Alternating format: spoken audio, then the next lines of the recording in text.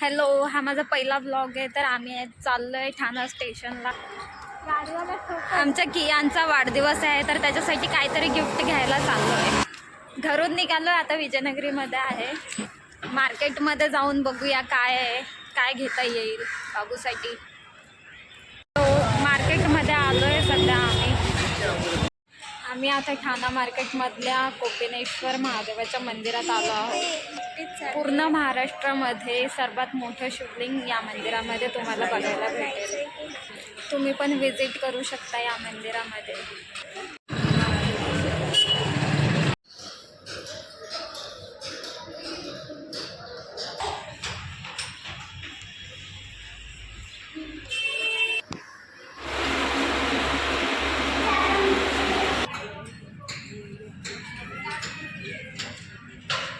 तर आम्ही मार्केटमध्ये गेलेलो पण काही घेतलं नाही, तर बघू काहीतरी आता ऑनलाईनच मागू.